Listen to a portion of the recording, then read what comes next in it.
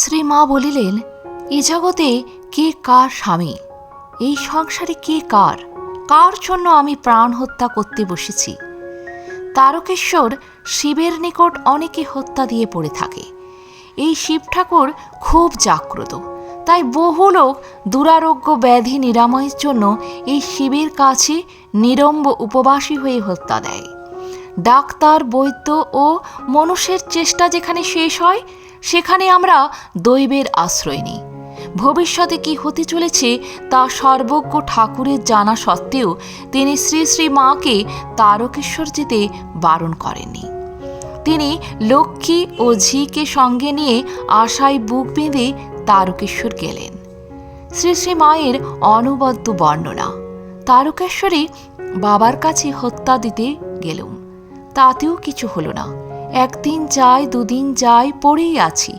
রাতে একটা শব্দ পেয়ে চমকে উঠলুম, যেমন অনেকগুলো হাঁড়ি সাজানো থাকলে তার উপর ঘা মেরে কেউ একটা হাঁড়ি ভেঙে দেয়, সেই রকম শব্দ।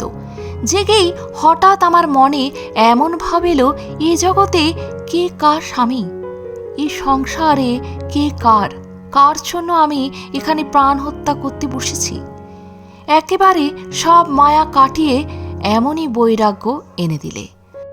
আমি উঠে গিয়ে অন্ধকারে হাঁটাতে হাঁটাতে মন্দিরের পিছনে কুণ্ড থেকে স্নান জল নিয়ে চোখে মুখে দিলুম।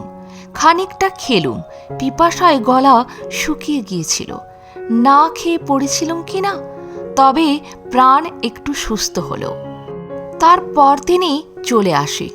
আসতেই ঠাকুর বললেন, কি গো, কিছু হলো? কিছুই না। ঠাকুরও স্বপ্নে দেখেন ওষুধ আনতে হাতি গেল। হাতি মাটি খুঁড়ছে ওষুধের জন্য।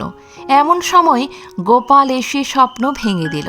আমাকে জিজ্ঞাসা করলেন, তুমি স্বপ্ন টপ্ন দেখো? দেখলাম মা কালী ঘাড় কাঁধ করে রয়েছেন।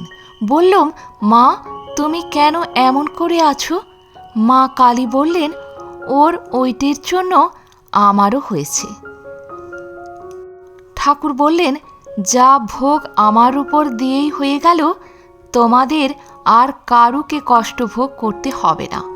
জগতের সকলের জন্য আমি ভোগ করে গেলুম।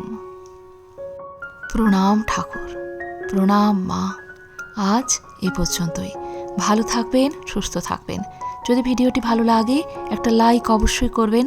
আর আপনি যদি নতুন এসে থাকেন আমার চ্যানেলটিকে সাবস্ক্রাইব করে বেল আইকনটি প্রেস করতে ভুলবেন না, সবার আগে বেলা 3টেই আপনার কাছে আমার ভিডিওটি পৌঁছে যাবার জন্য। ধন্যবাদ।